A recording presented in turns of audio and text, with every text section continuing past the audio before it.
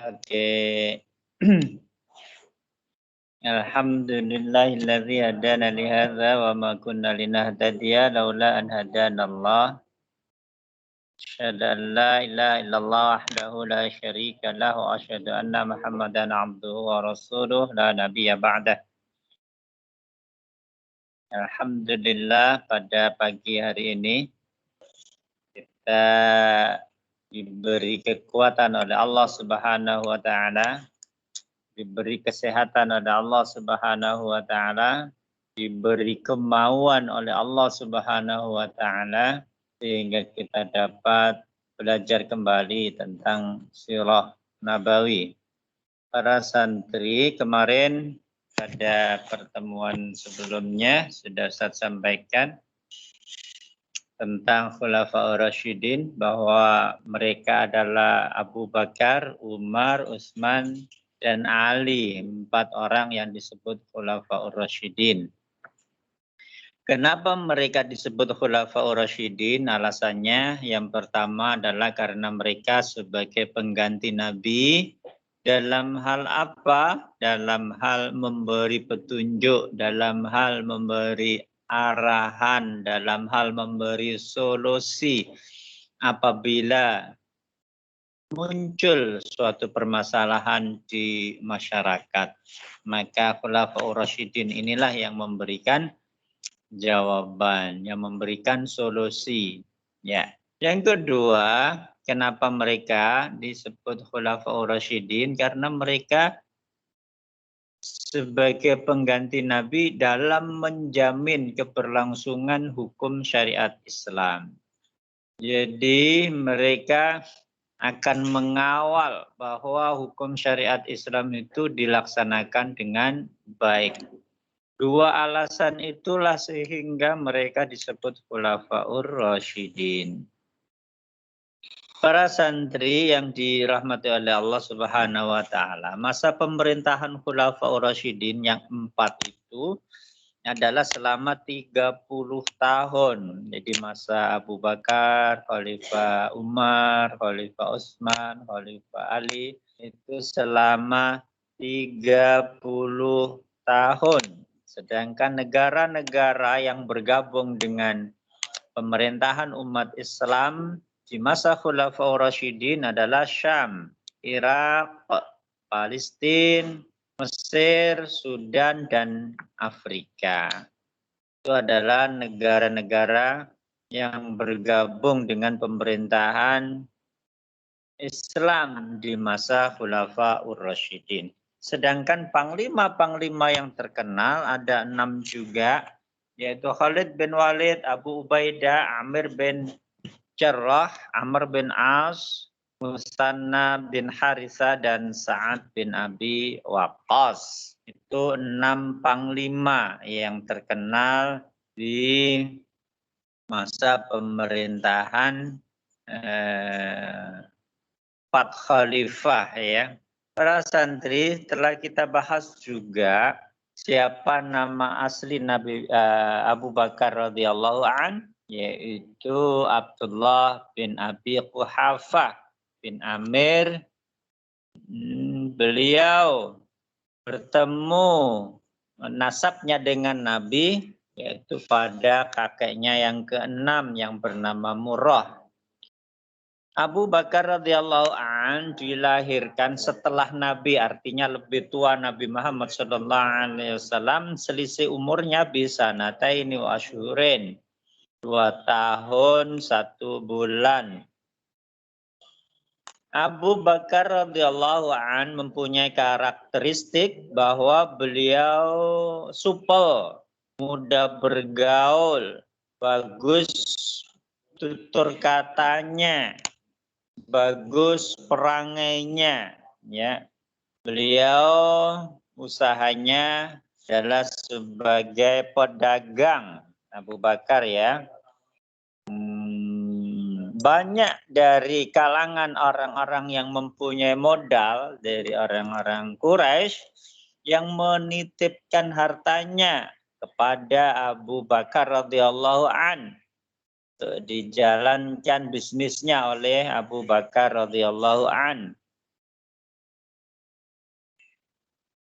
hubungan antara orang-orang Quraisy dengan Abu Bakar sangat harmonis ya. Yuwasi ajizahum, karena Abu Bakar ini sangat suka membantu orang yang lemah, suka memberi fakirahum, orang-orang fakir dari mereka. Sehingga Abu Bakar tentu sangat dihargai, tentu sangat dihormati. Karena di samping supel pergaulannya, halus tutur katanya, baik perangainya, beliau suka membantu orang yang lemah, suka memberi orang yang fakir, sehingga mereka terkesan terhadap karakteristik Abu Bakar radhiyallahu an. Selanjutnya para santri, siratu Abi Bakrin ba'dal Islam. Perjalanan Abu Bakar radhiyallahu an setelah beliau Islam. Ini membahas yang pertama, apa hubungan antara Nabi Muhammad sallallahu alaihi wasallam dengan Abu Bakar. Baterainya agak lemah ya. Bentar ya.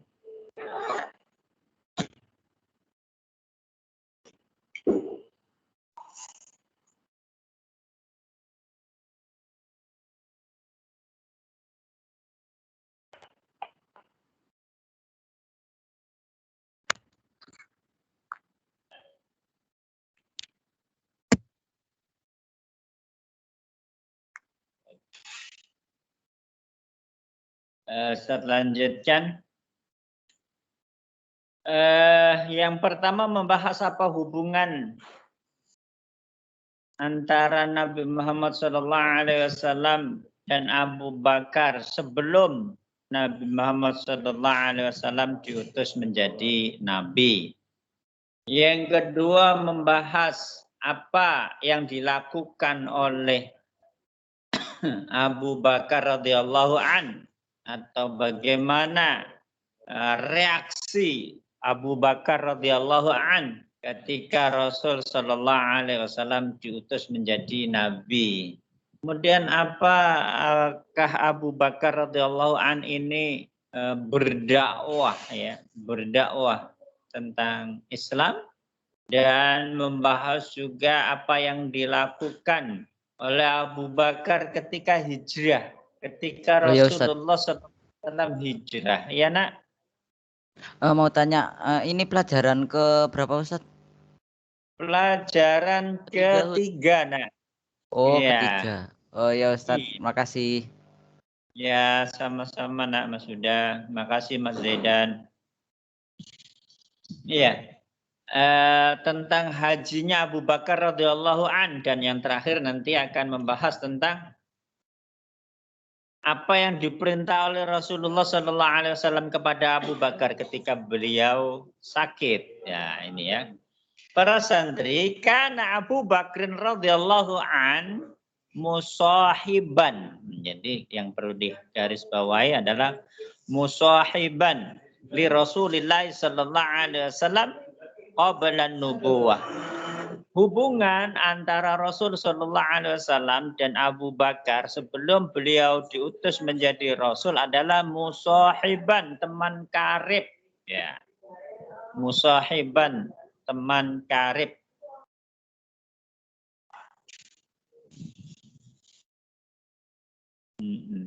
Ini diabadikan oleh Allah Subhanahu wa taala, "Idz yaqulu li sahibihi la tahzan innallaha ma'ana." Bahwa Nabi Muhammad SAW ini sahib. Nah, kalau bahasa gaulnya sahibnya itu berarti teman dekatnya, teman karibnya ya begitu. Itu diabadikan oleh firman Allah, "Idz yaqulu li sahibihi la tahzan innallaha ma'ana." Ketika di gua Sur ya. Jadi sekali lagi hubungan antara Rasul dengan Abu Bakar bahkan sebelum diutus menjadi Rasul adalah musahiban, teman karib. Walamma bu'itsa sallallahu alaihi wasallam kana Abu Bakrin awwala man amana bihi minar rijal. Ketika Rasul Shallallahu Alaihi Wasallam diutus menjadi nabi, maka Abu Bakar adalah merupakan orang pertama yang beriman kepada Nabi dari kalangan laki-laki.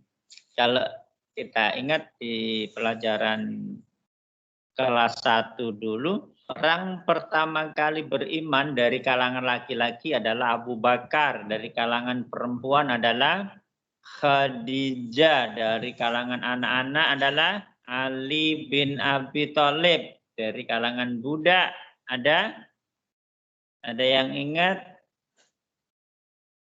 Zaid bin Harisah, iya. Zaid bin Harisah dan juga Bilal bin Rabah. Kalau dibandingkan dengan Zaid bin Harisah ini, kalau dibandingkan dengan Bilal, masih kalah populer dengan Bilal dari kalangan budak. Tapi kalau dari kalangan dewasa, kalah populer dengan Abu Bakar, Zaid bin Harisah ini. Jadi Zaid bin Harisah termasuk dua yang kalangan dewasa, juga dari kalangan budak. Tapi yang lebih terkenal adalah Bilal bin Rabah. Para santri yang dirahmati oleh Allah, jadi Abu Bakar adalah orang man amana bihi minar rijal. Awwaluman, orang yang pertama kali beriman kepada Nabi dari kalangan laki-laki dewasa. Wada'a asdiqa'ahu fa aslama ala yadihi khalqun katsirun. Ketika beliau sahabat Abu Bakar ini masuk Islam anak-anak, maka beliau ini berdakwah ya terhadap teman-temannya, orang-orang yang dekat dengan Abu Bakar. Maka fa aslama ala yadihi khalqun katsirun, banyak yang masuk Islam. Antara lain siapa yang masuk Islam gara-gara didakwai oleh Abu Bakar, antara lain adalah minhum Utsman bin Affan, antara lain adalah Utsman bin Affan, Zubair bin Awam, Thalhah bin Abdillah. Antara lain tiga orang ini yang berhasil masuk Islam karena didakwai oleh Abu Bakar radhiyallahu an. Selanjutnya, wa kana yashtaril abida al-mu'minina wa ya'tiquhum. Abu Bakar ini seringkali membeli budak muslim, seringkali membeli budak mukmin, ya. Wa ya'taqihum, dan kemudian setelah dibeli budak mukmin ini dimerdekakan. Karena beliau termasuk orang yang kaya, beliau termasuk saudagar yang kaya, bisnismen yang sukses ya, miliarder begitu ya.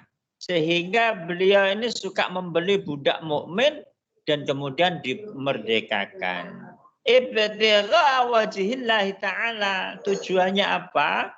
Hanya mencari ridha dari Allah Subhanahu wa taala. Walamma hajara Rasulullah sallallahu alaihi wasallam rafaqahu wa dakhala ma'hul ghar. Ketika Rasulullah sallallahu alaihi wasallam hijrah ke Madinah sehingga tinggal di Gua Thur selama 3 hari, Abu Bakarlah yang mendampingi, yang senantiasa mendampingi, senantiasa menemani Rasulullah sallallahu alaihi wasallam, menyertai Rasulullah sallallahu alaihi wasallam ketika hijrah ke Madinah sampai ketika mencari pengamanan di Gua Thur selama 3 hari. Wasara yudafi'u anhu fil Madinah wa yashabuhu fi ghazawatihi wa kana yahmilu rayata fi ghazwati Tabuk. Abu Bakar radhiyallahu menjadi juru bicara, menjadi pendamping, menjadi petunjuk, menjadi guide yang dekat dengan Rasul. Nanti karena ketika hijrah ini ada guide yang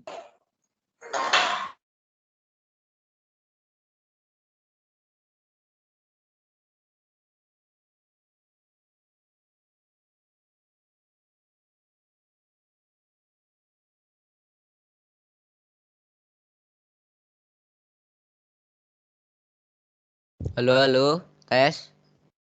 Putus-putus. Oh, Ustadz ya, ta. Iya.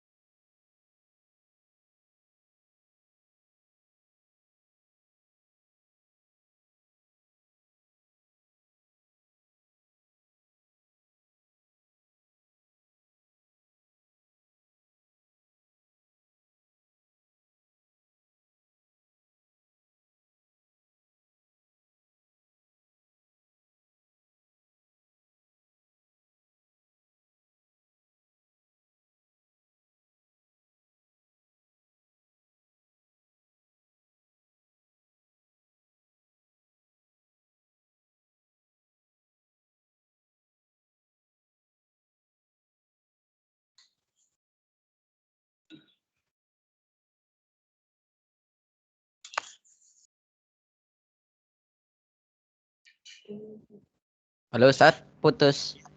mohon maaf tadi sempat terputus ngerti-ngerti loh kok hilang ini. Iya, Tat. Iya, ya, oke dilanjut.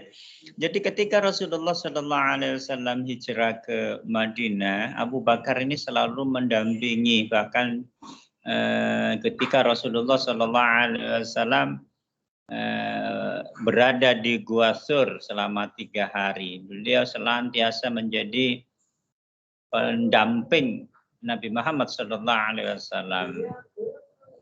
Beliau Abu Bakar radhiyallahu an juga wa yashabuhu fi ghazawatihi. Abu Bakar senantiasa menemani Nabi Muhammad sallallahu alaihi wasallam dalam medan tempur, dalam medan pertempuran.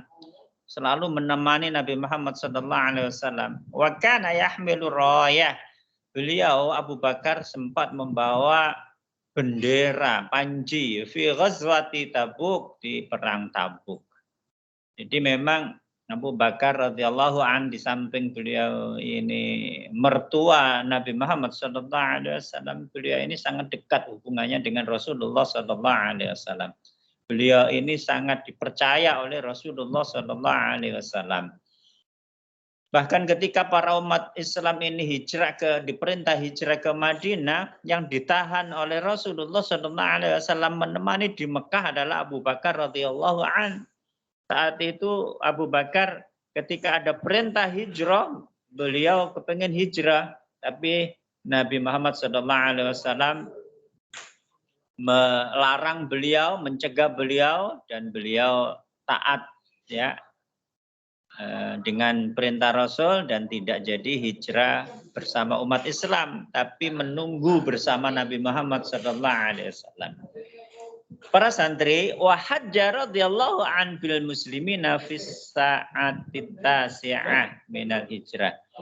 Abu Bakar radhiyallahu an hijrah, haji ke Mekah bersama umat Islam pada tahun ke-7 Hijriyah. Walamma maridha sallallahu alaihi wasallam amarahu bis salati bil muslimina fa shalla bihim.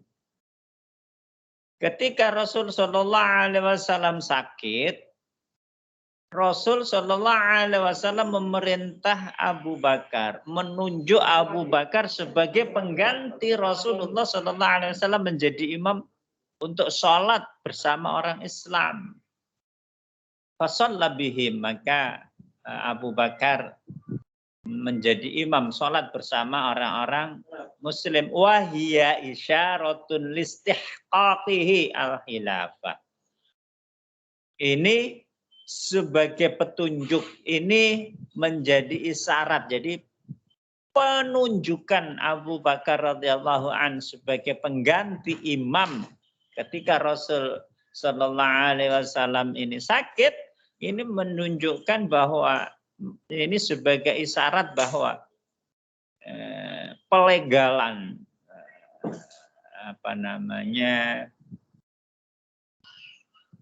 penunjukan kepada kekhilafahan Abu Bakar radhiyallahu anhu.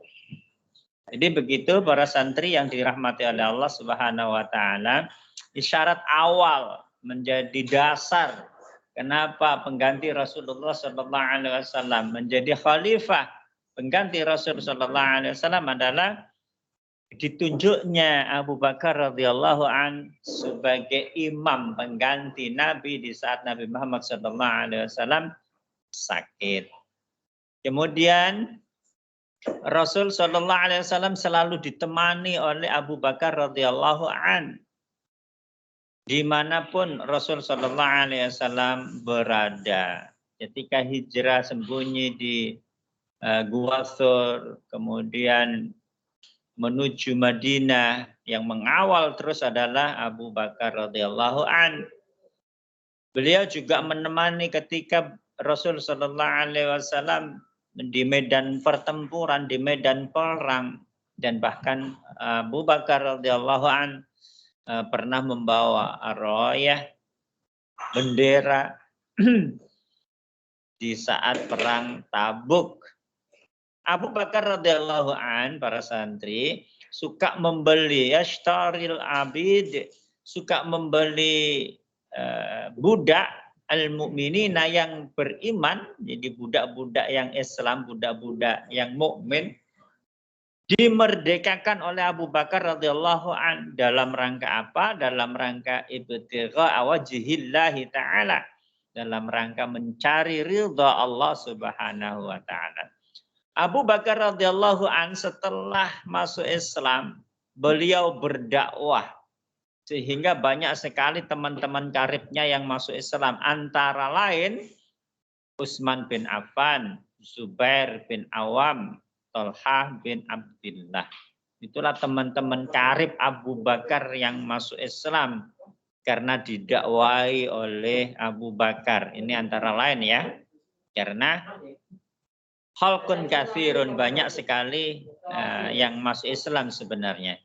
Ketika Rasul sallallahu alaihi wasallam diutus menjadi nabi, maka Abu Bakar radhiyallahu an adalah awwalu man amana. Orang yang pertama kali beriman kepada Rasul minar rijal, dari kalangan laki-laki.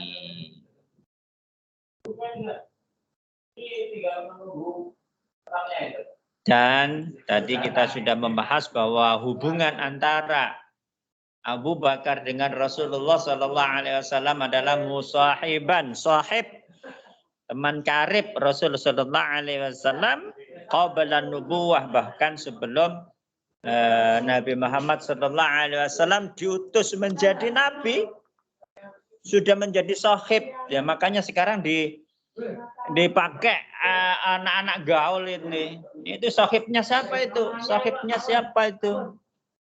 Sahibnya siapa? Itu artinya teman dekat, sahib, teman dekat. Para santri yang dirahmati oleh Allah, selanjutnya ad-darsul rabi', pelajaran yang keempat. Sabatuhu radhiyallahu an. Keteguhan Abu Bakar radhiyallahu an. Lamma tuwfiya Rasulullah sallallahu alaihi wasallam kana Abu Bakar ghaiban kharijal Madinah. Ketika Rasul Sallallahu Alaihi Wasallam meninggal, ternyata Abu Bakar radhiyallahu an ghaiban kharijal Madinah. Ketika itu beliau tidak ada di Madinah. Beliau sedang di luar kota. Ya, sedang di luar kota. Falamma balaghahu al-khabaru aqbala 'ala nasi fawajadahum fi rabin minal huzni 'ala firaqi Rasulillah sallallahu alaihi wasallam. Ketika beliau kemudian kembali ke Madinah, ya, maka sampailah kabar tentang wafatnya Rasulullah Sallallahu Alaihi Wasallam kepada Abu Bakar, yang kemudian setelah mendengar Rasulullah Sallallahu Alaihi Wasallam wafat, kemudian menjumpai manusia, menjumpai para sahabat, fi rabin minal huzni. Orang-orang ini menjadi susah, menjadi resah, gelisah karena pisah dengan Rasulullah Sallallahu Alaihi Wasallam. Hal yang sangat wajar sekali anak-anak yang dirahmati oleh Allah. Para sahabat ini resah dan gelisah karena pisah dengan Rasulullah Sallallahu Alaihi Wasallam. Karena memang para sahabat ini sangat mencintai Rasulullah Sallallahu Alaihi Wasallam. Mereka menemukan sosok yang luar biasa dari Rasul Sallallahu Alaihi Wasallam yang sebelumnya belum pernah dijumpai oleh mereka. Pada zaman jahiliyah orang suka bertengkar, suka marah, suka mengambil hak orang lain, ya. Tapi kemudian Rasulullah Sallallahu Alaihi Wasallam merubah tatanan dunia, merubah tatanan masyarakat yang sangat rusak saat itu. Rasul Sallallahu Alaihi Wasallam memberikan contoh bagaimana bersikap yang mulia, bagaimana bersikap kepada manusia dengan sabar, dengan lembut, dengan tutur kata yang halus, tidak mudah menyakiti orang lain. Maka sangat wajar para sahabat sangat mengidolakan Rasulullah Sallallahu Alaihi Wasallam. Sangat wajar bila para sahabat ini cinta mati, kalau bahasa anak muda ya, sangat mencintai Rasulullah Sallallahu Alaihi Wasallam. Maka sangat wajar bila Rasul Sallallahu Alaihi Wasallam meninggal, hampir nggak percaya bahwa Rasul Sallallahu Alaihi Wasallam meninggal. Mereka ingin senantiasa bersua. Mereka ingin senantiasa bertemu dengan Rasulullah Sallallahu Alaihi Wasallam, begitu menyenangkan bersama Rasulullah Sallallahu Alaihi Wasallam. Maka ketika pisah, ketika Rasulullah Sallallahu Alaihi Wasallam meninggal wafat, mereka sangat sedih, resah dan gelisah karena pisah dengan Rasulullah Sallallahu Alaihi Wasallam.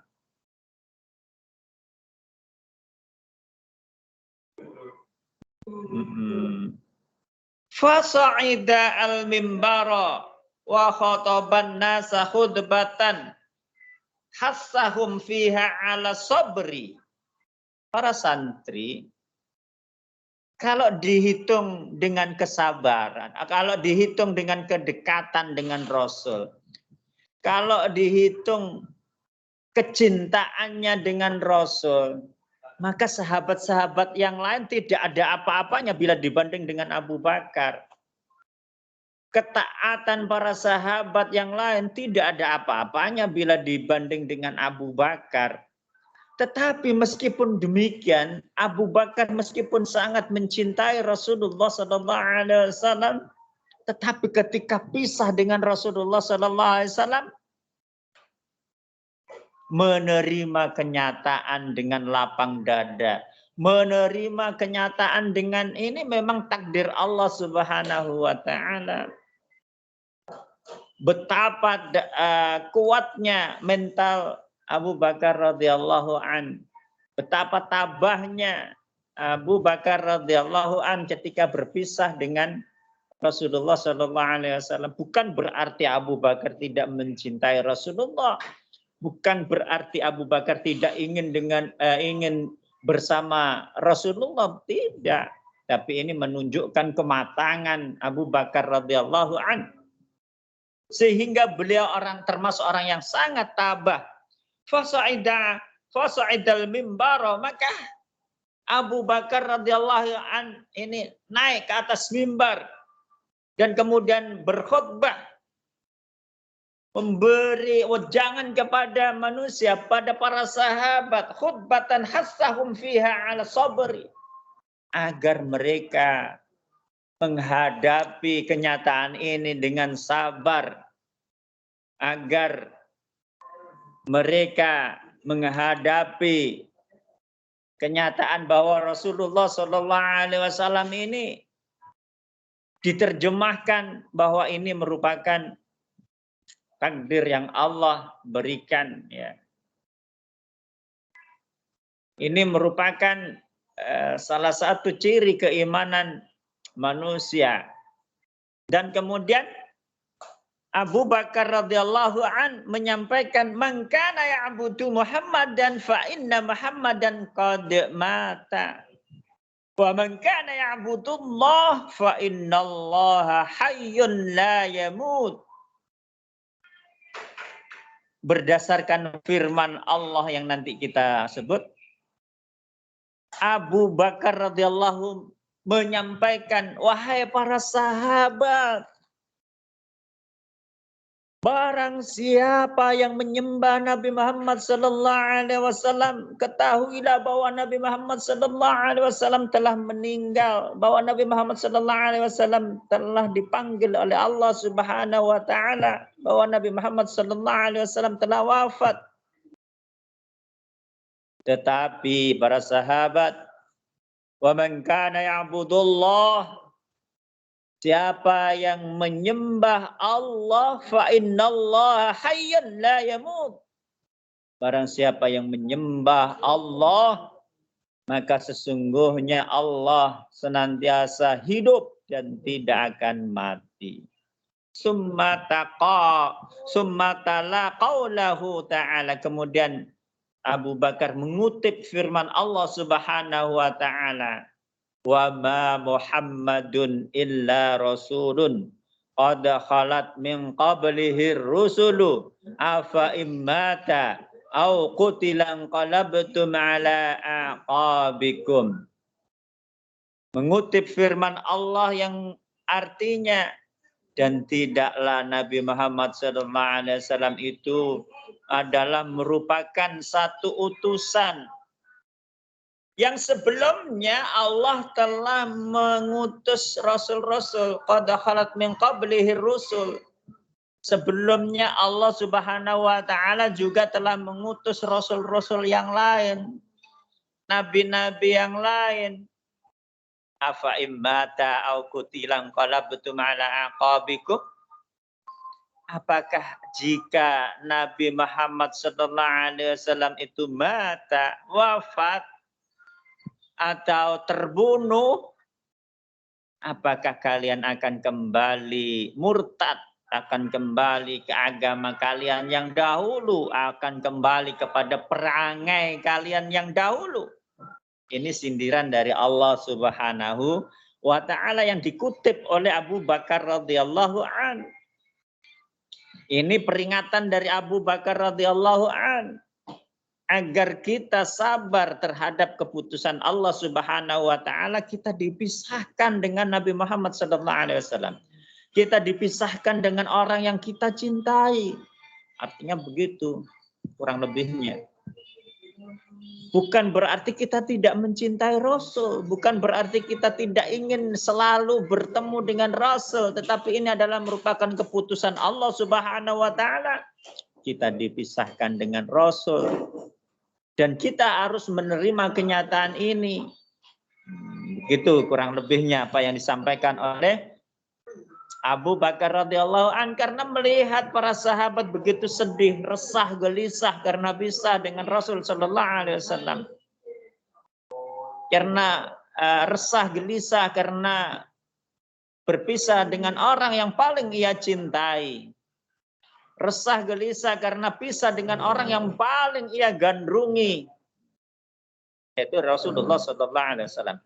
Wa kana Abu Bakr radhiyallahu an ajladan nasi fi li firaqi Rasulillah sallallahu alaihi wasallam wa aqwahum wa shadda ba'san. Jadi Abu Bakar radhiyallahu an digarisbawahi beliau merupakan orang yang paling teguh, orang yang paling kuat, orang yang paling dahsyat kesabarannya menerima kenyataan pisah dengan Rasulullah sallallahu alaihi wasallam.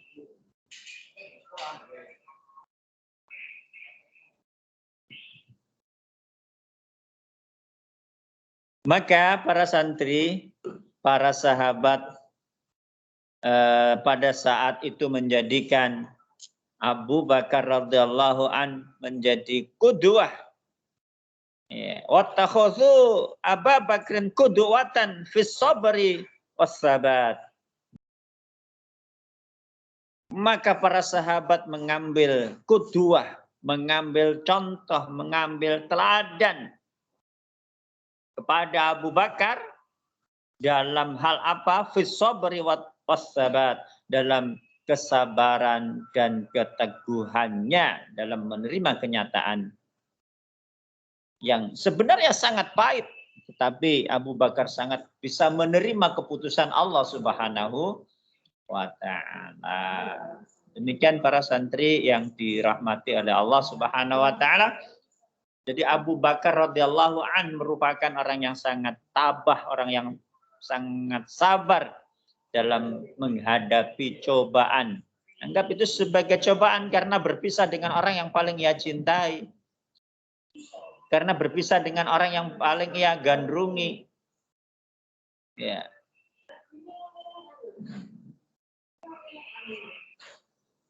Dan Abu Bakar radhiyallahu an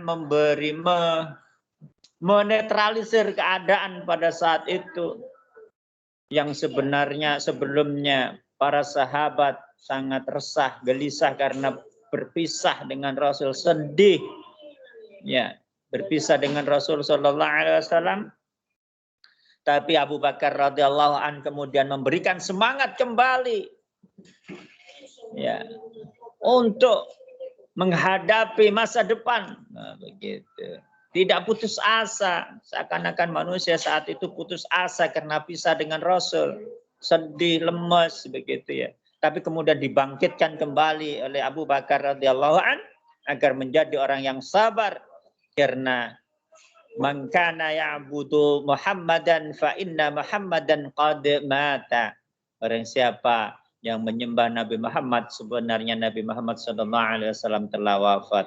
Wa man kana ya'budullah, dan barang siapa menyembah Allah, fa innallaha hayyun la yamut, maka sesungguhnya Allah maha hidup dan tidak akan mati. Dengan mengutip firman Allah Subhanahu wa taala, wa ma Muhammadun illa rasulun, dan tidaklah Nabi Muhammad sallallahu alaihi wasallam itu merupakan seorang utusan, qad khalat min qablihi rusul, yang sebelumnya Allah telah mengutus rasul-rasul. Sebelumnya juga Allah telah mengutus rasul-rasul yang lain, dan mereka itu juga meninggal, mereka itu juga wafat, begitu loh. Afa immata au qutilan qalabtum ala aqabikum, apakah ketika Nabi Muhammad sallallahu alaihi wasallam ini meninggal, kalian akan murtad kembali kepada agama kalian? Kalian akan murtad kembali kepada karakteristik kalian di zaman jahiliyah dulu? Begitu pertanyaannya ya. Jadi begitu para santri yang dirahmati oleh Allah Subhanahu wa taala. Pertemuan kita pada kesempatan kali ini, dua bab yang kita bahas, yaitu perjalanan Abu Bakar radhiyallahu an setelah masuk Islam, pelajaran ketiga, dan pelajaran keempat, ketabahan Abu Bakar radhiyallahu an, ya. Kita tulis dulu ya.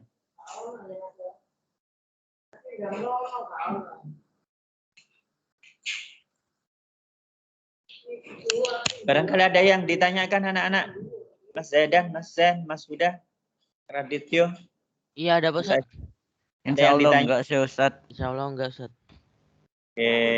Mas Azizi fotonya gaya kayak Ustadz ini ya.